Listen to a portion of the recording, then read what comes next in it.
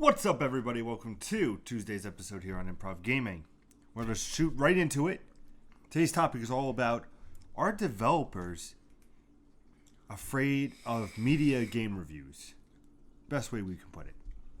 Basically, a lot of developers may hold off on their reviews, may not give it out to the bigger companies, the IGNs, GameSpots, yes, Kotaku, people like that, for afraid of if it scores badly, people won't buy the game. People won't buy the game, yeah. Now, we're saying this because as of recording this on Monday, For Honor, which comes out tomorrow on Valentine's Day, still no reviews. Which is a week ago for you watching this. Yes. Still no reviews, and the beta just happened. And from what we had from last Sunday's show, we both enjoyed the beta very much so. Yeah, I enjoyed it. So now, is it something we should be worried about this game as well? Or do you think it's being smart of the developer of Ubisoft, similar to what Bethesda does, where they hold and they say, you can play our game when everybody else plays their game?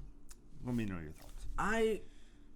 The For Honor beta sold me on the game. Yes. Right? I'm not waiting in line to buy the game, but the For Honor beta sold me. I was like, okay, this is enjoyable. It's got a new dynamic in terms of fighting. It's not the same as Bushido Blade. It's not the same as Dark Souls. It's not the same as Dynasty Warriors. This is a different kind of arms-wielding battle system than I've played before. So it sold me. It sold me off the gate. So I feel there's not really need for a review copy to be sent out to reviewers. The reason I'm saying that in this specific case is because we played the beta, and I'll use us as an example. We played the beta, and to the viewers out there that trust our opinion, we told them what we thought about it, honestly. Yeah. And they may decide that they're going to buy it. Now, how much did Ubisoft have to pay for that?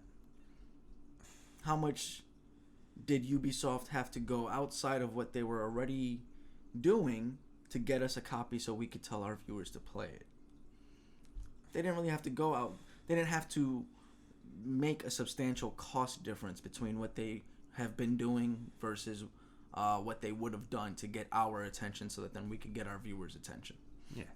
So in that specific case, it was a good game. The beta performed great. Plenty of people were playing it, so they're probably telling their friends.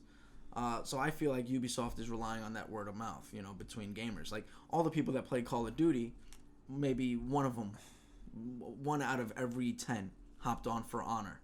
Just to try it out. And then they went back and told their 10 friends. And now you've got all the people on Call of Duty migrating over to that are, well, at least hearing, hey, it's a good fucking beta. Yeah. It was pretty good. But now here's the problem with that is if a lot of people, and myself included, saying, let me see what the reviews say. Because I said to you, and especially on the livescast last week, I said, if this gets, I believe, an 85 or higher, I said, I'll jump in and get it. Yeah. I feel like with Ubisoft holding off and the reviews and the embargoes not lifting yet, I feel I'm looking at a 70 to 75 on Metacritic. Well, my thing with Ubisoft, and you know how I feel about them, is that this is a dangerous territory for Ubisoft to be playing and dabbling around in, right? You have let us down multiple times in the past. You might want to put your review copies out there so that then people can regain some confidence in your brand as a whole. Where I disagree with you, in essence, is I don't rely on reviews to determine whether or not a game is good. I've been let down so many times by reviews that it's an afterthought to me. Generally, if I'm watching a review, it's more to find out what the story is. It's not really to find out what your opinion is of that game. Okay. So that's my personal experience of reviews. Is I'm not really interested in, and I'm using you as an example, of what Pete has to say about a game. I'm interested in the content of the game. And Pete, as a reviewer, might tell me some of the content in the game. And based off of that information, I might or might not decide to buy the game. But whether or not you tell me whether it's a good game, I'm not too interested in because, and again, not that you've let me down, but so-called Pete, the reviewer, has let me down X many times in the past. So now, do you think that the developers are afraid to let their games out early because of X Pete reviewer saying, oh, this game is all right, and then so many. The thing is nowadays, and correct me if I'm wrong, this game media, is so focused on reviews and numbered scores, and each person has their kind of person. Everybody knows who watched the channel. You're going to come to me for a first-person shooter, but for Nick, he's more the RPG type character. So if you come to a shooter and I say, yeah, it's all right, people are going to say, you know what, I trust what Pete says. I know he loves his shooters. He knows what it takes to have a good shooter. I'm going to trust that it's all right, wait for it to go on sale, which hurts the developers. Yeah. So for them to hold off and then for them to be like, you know what, this game's out, let me try it out, but I feel like it hurts, like you said, Ubisoft and other companies, because even if the game's bad, so-called bad, you could still have smart ways of going about it. Mm-hmm. Bethesda does it because Bethesda can do it. Bethesda is a behemoth. I think Bethesda can get away with it because, and I was just going to touch on this example, right? I think in this situation, Ubisoft is afraid of a bad review because of their track record in previous years. Bethesda has proven to be able to perform. They took Doom, which was a dying franchise, and said, we're going to reinvent it, and we're going to turn it into a completely different game that's going to make you see something new, but at the same time appreciate where it came from. Okay. And they accomplished it. Yeah. People thought it was impossible, but they did it. They were able to bring Doom back. They're trying to do the same thing with Quake, and I don't think there's anybody out there that's afraid of what they'll do with Quake. You get what I'm saying? That nobody has a fear that maybe it's gonna blow. Maybe Quake is going to blow. But people have the fear of Ubisoft. Ubisoft, right? Like if a Ubisoft were to announce at this year's E3 that they're coming out with an Assassin's Creed. Which is inevitable. But how many people would give that a standing ovation? I wouldn't, right? I'd be like, I got to see a couple of things before I even decide to look at your console, at your Assassin's Creed, whatever the fuck it's going to be. Egypt. Whatever. Who cares? But you get what I'm saying? I or The Crew 2. Yeah. I think they're actually working on that. And it's just like, why? Why you failed miserably the first time? Are you going to patch the same bugs or bring the same bugs over? Are you going to do an Assassin's Creed all over again? So now, to wrap this up, I just have a question. We've been talking about Bethesda. We've been talking about Ubisoft. Those have been the two main focuses we've been talking about. What are your thoughts, though, if I brought in, like, Naughty Dog or 343, a first party, if they said, we're not going to wait, we're going to wait until launch.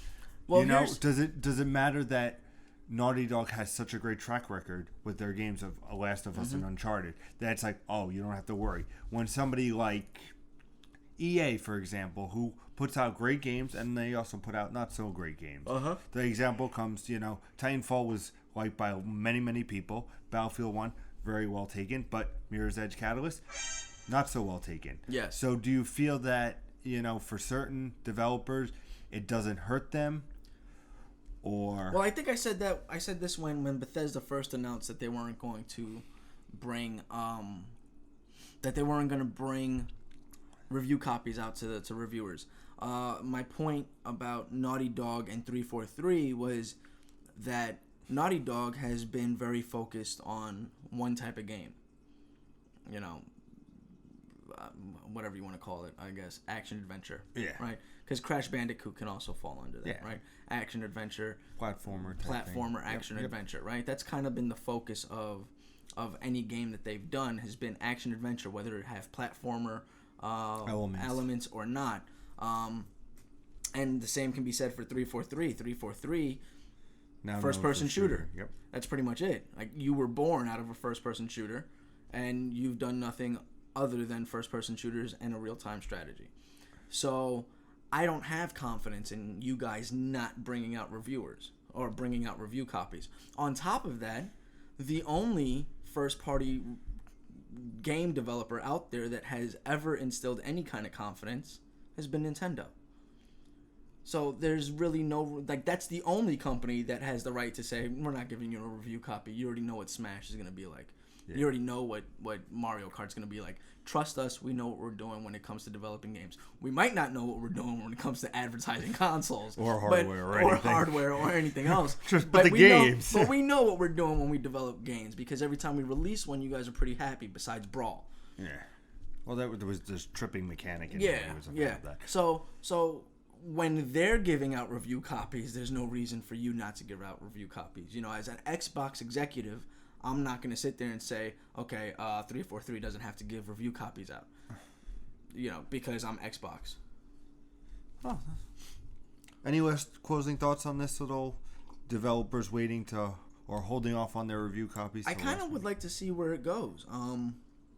What's his name? I can't think of his name again. Peter Hines. Peter Hines made a pretty good point about why it is they don't want to send review copies out there, and it's not really about the bad score. It's more about them doing what they do best, which is making games and making them enjoyable, and trying to rush out to market with a review copy for other people is just kind of asinine. Where, you know, it's putting more pressure on them than it needs to. You know, they already have pressure on them to release screenshots, to release gameplay footage, to release little updates here and there, to have a release date, to have, you know, there's already a lot of pressure on developers in order to say, hey, we've got to make it by this day. We're sending you these screenshots. We're sending you this gameplay footage. We're creating this trailer. We have to create the box art in order for it to look right. We're going to release the box art. We're going to release the character list. We're going to, you know, we're going to talk about the mechanics. And there's always like this social calendar that has to be kept up on, and it can be for years on end. And then, and we have to give review copies out. Why? What is your thoughts? Let us know, as always, in the comments below. If you guys are new, what's up? We're Improv Gaming. I'm always joined with the best ponytail in the business. It's fabulous. Mr. Nicholas De Jesus. How's it going tonight, everybody? And I'm always joined by the host with the most, Mr. I'm Wondering himself, with the fedora cap in tow. It's a crazy day today. It is a crazy day. It's Mr. Peter Anderson. What's going on, guys? So stay tuned. We'll have Thursday's episode. What's all about Thursday? Thursday is about best practices in the industry. Ooh. I guess that's the best way to kind of phrase it. Well, you'll elaborate more on Thursday. I will absolutely elaborate more on Thursday. So tune in at youtube.com/improvgaming on Thursday. Remember, we always have a Sunday live show, 6 p.m. Eastern Standard Time, where you can chat with us. We go over the top news stories of the week, plus topic of the show, and new releases. Twitch is every other Friday. Check out me and Jay Rush's Twitch from last Friday over on twitch.tv/improv. Cap, K-A-P. K-A-P. Check out my Twitch. Upcoming of Horizon Zero Dawn. Oh. Yeah, I'm going to Twitch that. I have to. You have to. I have to. I'm so excited for that game. People are just going to watch this because they're like, is this really Nick? Thank you guys for watching. As always, game on.